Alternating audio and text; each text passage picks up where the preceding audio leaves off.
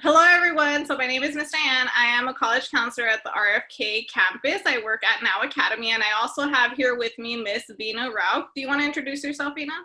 Sure. My name is Veena Rao. I'm an intern with the Fulfillment Fund.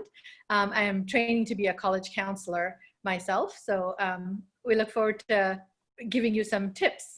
So today we're going to talk to you all about adapting to virtual learning. So this is something that's extremely important for you all to know, especially with everything that's going on right now.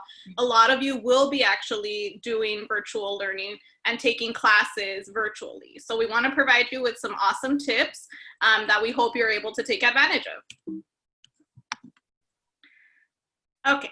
So what is virtual learning? So virtual learning is something that a lot of you have, actually the majority of you should have already been doing with high school. So a lot of you have been taking virtual classes, whether that's using Zoom or Google Classroom, but a lot of you have been taking classes, and this, again, virtual learning consists of online classes and resources using different platforms for students to learn. So some of these examples that you might use in college of these virtual platforms will be Zoom, Google Classroom, Canvas, Loom, and Blackboard. So these are just some of the names that you might see and come across as you're learning virtually. And then keep in mind that right now the CSUs, so the Cal States and community colleges, will be going virtual in the fall. So the UCs and some private colleges will be announcing their decisions soon. So make sure that you stay tuned for that. But it is important to understand that if they're not fully going virtually, some of the colleges might go hybrid. So that means that some classes might be virtual and you might have to go in person as well. But please, this is important to just make sure that you're checking your email and that you're checking to see which classes for sure are virtual if your school hasn't yet announced that they're fully going virtual for the fall. So we wanted to share some tips for online learning with you. So one of the first things that you need to do is make sure that you get organized. So before class begins, make sure that you have the technical capability to be able to navigate all the websites. Make sure that your browsers are all up to date on your computer, that you have information about the syllabus that the professors are going to cover during your classes, that you have access to information about where to find the online lectures, and if they're textbooks for the class, figure out if they're online or you can get physical copies. And in terms of like each class, try and log in about at least 5 minutes before the class starts each day. So that you're not rushing at the last minute to try and get the link to join the class. Make sure your microphone and cameras are set up correctly, because some of the professors the classes will be small enough that they expect to be able to see you and interact with you during the class. So you need to make sure that your software is installed from whatever Google Classroom app or Zoom app, for instance, before each of these classes start. Have a notebook handy, for instance. If you prefer to take notes by hand, then make sure your notebook is there with you as well. And one of the great things about writing notes down is that it helps you stay focused on what's happening in class. Almost all the universities will have their lectures online for you to view at a later date. So if you missed a class, or if you missed some certain part of the lecture or something, didn't understand something, know that you've got the opportunity to go and look at it later. Okay, so with that, it's also important to dedicate a workspace for yourself. So make sure that you have a set workspace, so whether that's like a table, a desk, something that is not like sitting on your bed, that might be a distraction. But online learning is difficult as is, so you need to make sure that you have a space where you're free of those distractions, if possible. So make sure that you're establishing a routine for yourself, that you set aside time to study for lectures and just take time to really study for the material that they're teaching you each day. And make sure that you're resisting the urge to turn on your TV or access your phone when you're participating in your online lectures. So whether that's a live lecture, whether it's a pre-recorded lecture, we want to make sure that you're not or that you do not have the TV on, that you're not on your phone. It's really important to just pay attention to the materials. So remember that even though the classes are virtual, you are paying for these classes. So we want to make sure that you're actually taking advantage of what they're teaching you. Make sure that you have a strong internet connection in your work area. So then that way you don't have to be kicked out of the class, the Zoom class or whatever platform it is that they're using. And then also, most importantly, if you do live with other individuals, make sure that your family or your roommates know your schedule. So one thing or one tip that we recommend is that you create a sign to let them know when your class is in session, just as a reminder so they cannot, or for them to not interrupt. So it's really important for, you know, anyone or any individual that is living with you to understand that you're disconnecting from, you know, talking to them at the moment, and that you're focusing on your lecture. So a sign will definitely help them understand what your schedule's like and when, you know, the noise can start up again. So one of the things that is important to, like, you know, to stay focused, an important way to stay focused is to learn what your learning style is. Find out how it is you learn. So I've provided a link for a test that you can take to figure out how you learn. And so the question it'll help you answer is, you know, what type of a learner are you? And then it gives you, this particular website gives you tips on what you need to focus on to be able to learn well. So the other things that you can also look at are, do you need music in order to stay focused? Do you need like simple background music, like some classical music, jazz music, or do you know, are you okay with listening to songs that have words in them, for instance? You know, practice on some of these things before obviously university starts. Again, do you need to take notes? Do you need to physically write them down, or are you okay with typing it on a computer and still being able to absorb the material? And also figure out, are you a morning person or, like, you know, a night owl? That might help you decide when you're going to go in and look at some of these lectures. If you're not required to join in live, for instance, then that way, if you're picking the time when you're going to be the most productive, then obviously you'll be able to stay focused a lot longer. And if you need a physical textbook or you need printouts, know that in advance so that, you know, you can have all of these materials available to you as you, like, you know, begin classes, lectures, and study. Okay, so also make sure that you're setting up a schedule to manage your time. So this is really important, especially since you're going to be, or most of you will be doing your classes virtually. So make sure that once you receive your syllabus for each class, that you're writing down and entering your assignments and the due dates online and on an online calendar or on a hard copy. All the test dates and major assignments, it's really important for you to set a deadline for yourself and make sure that the due dates are on your calendar so that you're aware of everything that needs to be turned in. And this goes for the whole semester. Make sure that you set up alerts on your calendar to make sure you are on track to complete projects. So any major projects that you may have for the class, break up major assignments into chunks. So let's say if you have a really long paper, make sure that you're managing your time in breaking up the amount of pages that you'll be writing for the essay. Make sure that you are dedicated to the work times in your schedule. So if it says on your schedule that you're studying during that time, you should be studying during that time. If you're not in your lectures, you should be scheduling out time to study. It's extremely important. And don't wait till the last minute to prepare for tests or assignments. We want to make sure that you're able to manage this using a calendar. And we'll kind of go into that a little more later. Okay, so one of the great time management techniques that's out there is called the Pomodoro method. So it's a method where you set up like a 25-minute timer on your phone, and then, like, you know, you start a task. So you start working on an assignment during, and in that 25-minute period, you're not touching your phone, you're not answering emails, you're going to be free of all distractions. So once that 25-minute timer goes off, then you can take about a 5-minute break. So you can go to the bathroom, you know, grab a snack, perhaps answer your phone.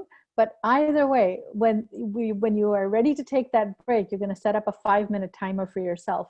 So you know that you're going to come back to task at the end of the 5 minutes. And so once you've completed about 4 of these 25-minute sessions, then you take a 20-minute break, which is a longer break.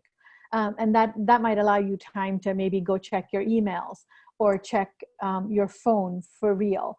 But the idea is that you're trying to find ways to stay focused and try and get through and knock off tasks on your list.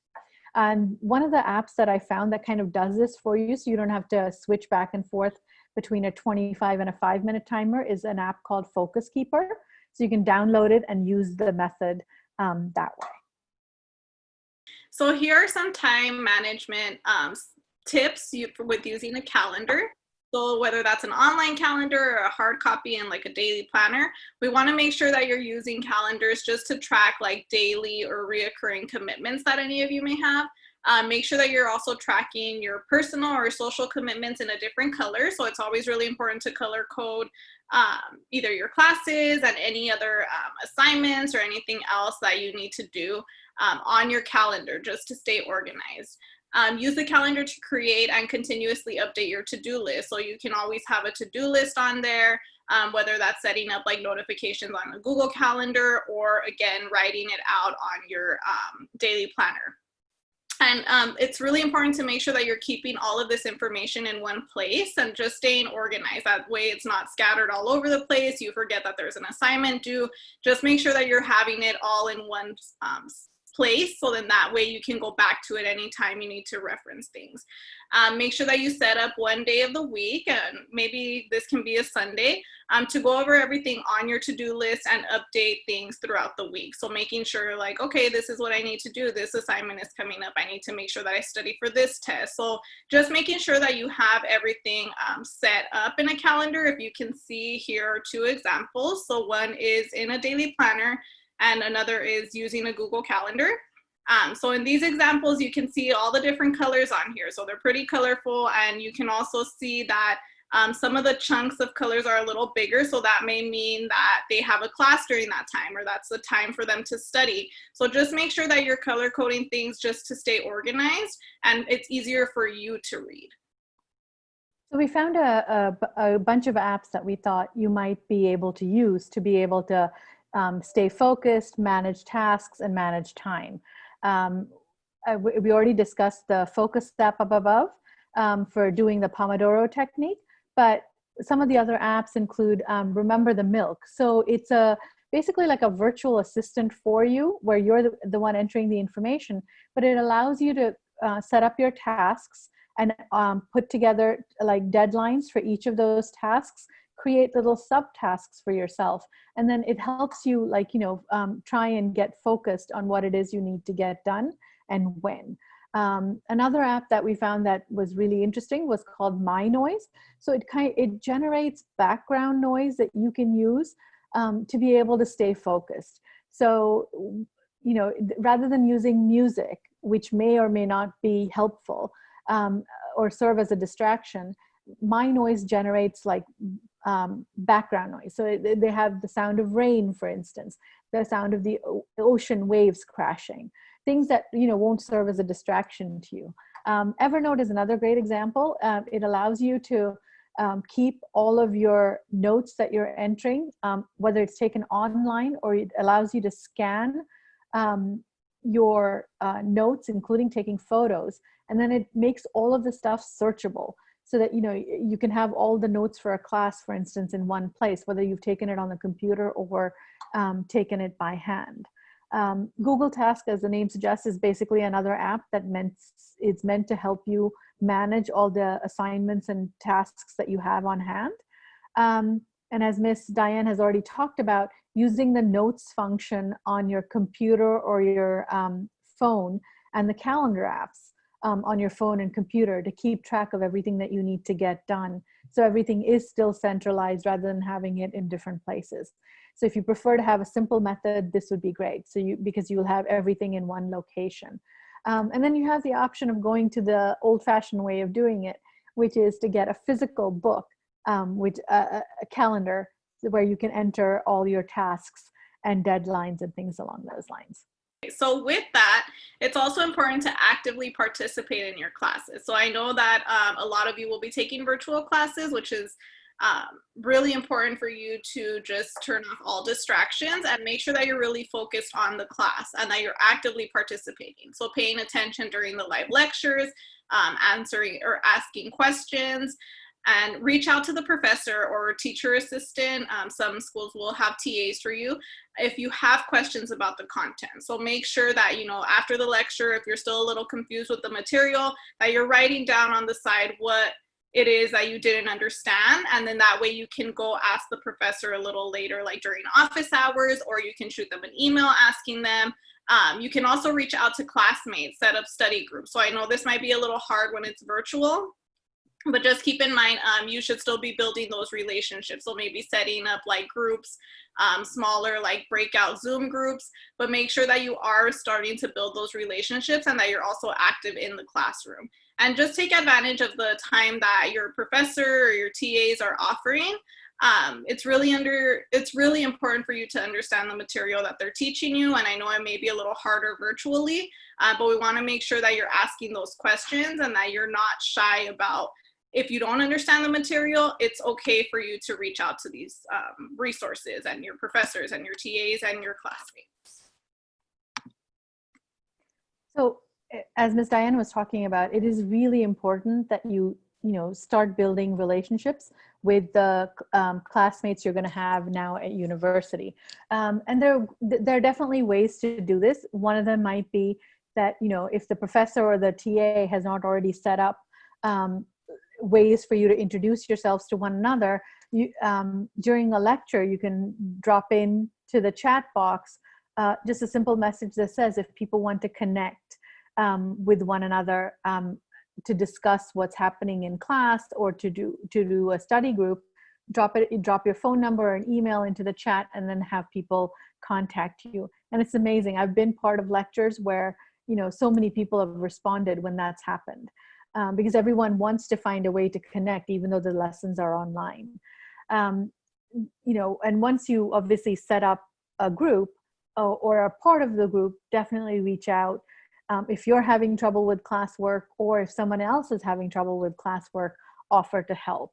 You can set up the study groups to learn from one another.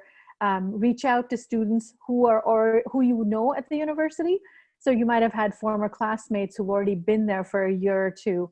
Reach out to them to get them to give you the lowdown on what's happening, how online learning went last semester, which is the one that just passed, and then see if they've got any knowledge about what's coming up for the fall, for instance. And if there will be online discussion groups that are set up. So make sure you join those. Most of the universities have a lot of clubs on campus, and those might also be going virtual in the fall. Then, you know, make sure that you try and learn about the clubs that are being offered on campus and join them, because that's another source of, like, you know, meeting people. And so there are definitely ways for you to stay connected with your new classmates.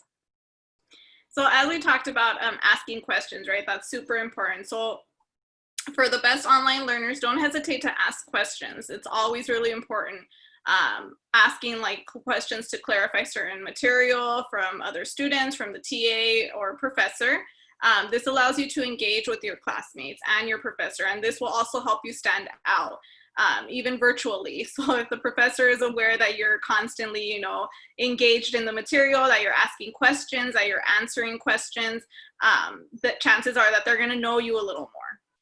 So it's really important, again, that if you don't understand certain material, that you're asking these questions immediately right after or during, whether that's like in the chat box, if you're not fully comfortable asking them using the microphone. But it is really important to make sure that you're reaching out and just taking advantage of the resources. So the best way to do it is just as soon as possible.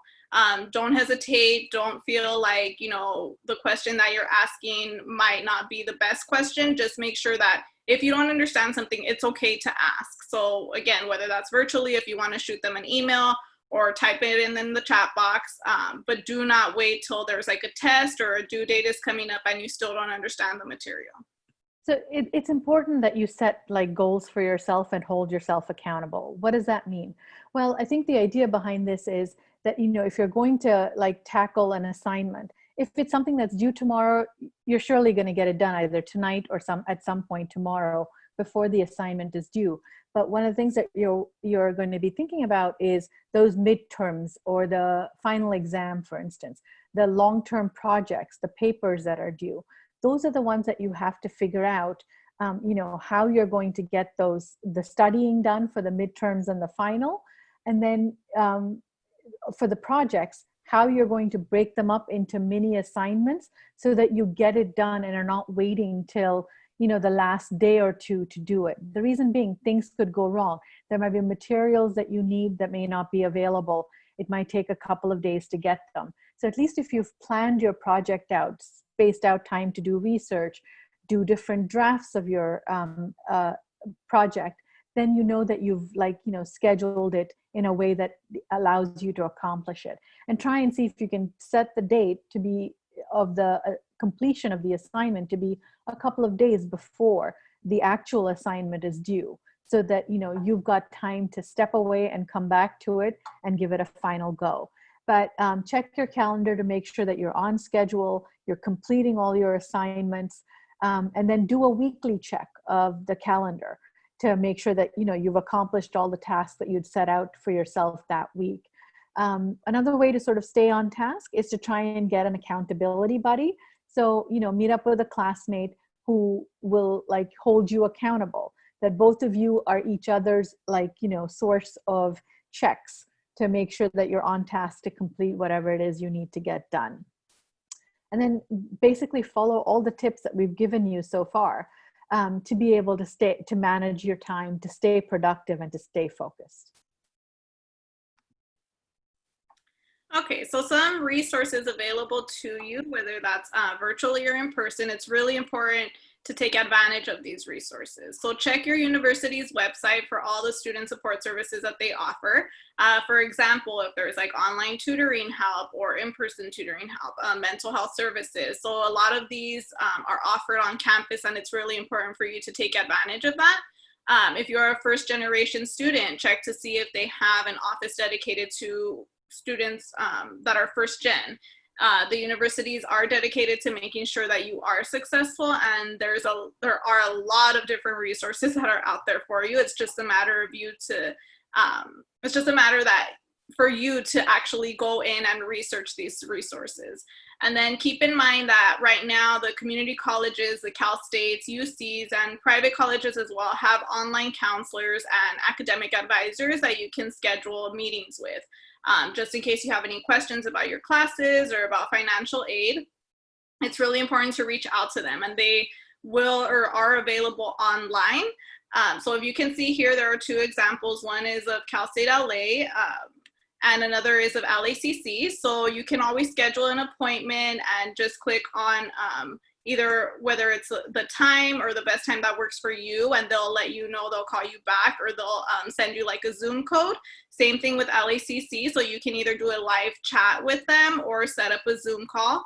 And again, if you have any questions about classes, if you're not sure what classes to enroll in, please make sure that you're reaching out to these counselors. This is what they're there for. They're there to help you. And just make sure that you're taking advantage of these resources. It's extremely, extremely important. See, when when we were ready to start celebrating the new year on New Year's Eve, I don't think any of us thought that a pandemic was coming around the corner. And I think that's one of the reasons why we wanted to sort of tell you we understand that, it's been a difficult time for you because you've had to do your last semester virtually, and you may have to do part, if not all, of the fall semester virtually. None of us planned this, but know and remember that, you are building valuable skills. You're adapting to this change in circumstances, and you're coming through with shining colors on the other end. You can use, you're using this opportunity to find new ways to network with people, build communities, build teams online. One of the things that's been happening in the business world is that, people have been trying to do virtual meetings for a long time, but now you guys are learning these skills very early on about how to handle virtual meetings, virtual lectures, virtual discussions. So these are great skills. So, think of this in the positive way as well.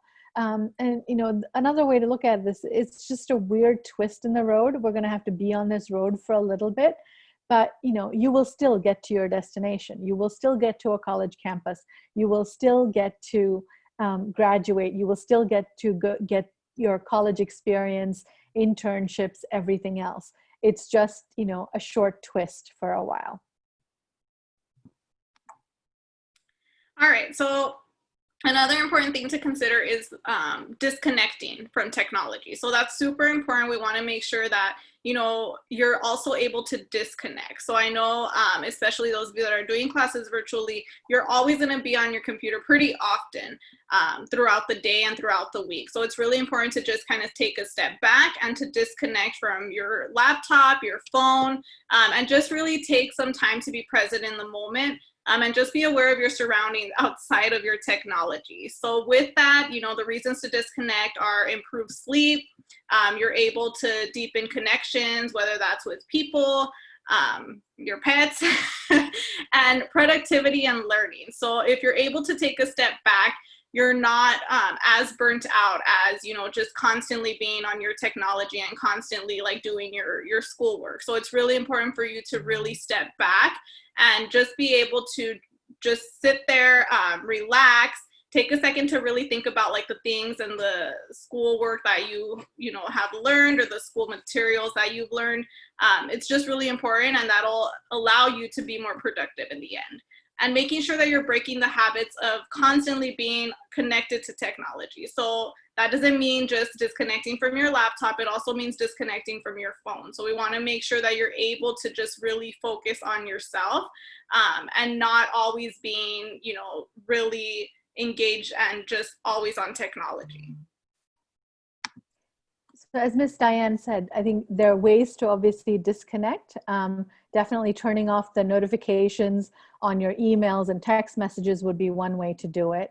Or putting away your phone for a while. And that will allow you to find a way to focus on yourself. So, definitely try and find a few minutes each day to focus on yourself. It could be doing meditation. It could be, grabbing a cup of coffee or tea and just sitting in a quiet corner and just being. You could spend time with friends and family. So take, dinner breaks or meal breaks with someone, so that, you are like engaging with other things. Go outside, take a walk, hang out with your pet, do some exercise, perhaps even read a book. But, nothing connected to your schoolwork, but just something you read for pleasure. So there are definitely different ways to disconnect. So hopefully you'll find a way to step away from technology. We really hope that you enjoyed our tips for adapting to virtual learning. Keep in mind that, if you ever need a refresher, you can always come back to this presentation, view the references. If you ever need tips for managing time or staying organized, please come back to this presentation. We want to make sure that you are all successful, not only for your first year, but for all of your years in college, and just making sure that you're able to disconnect at the same time. Thank you. Thank you.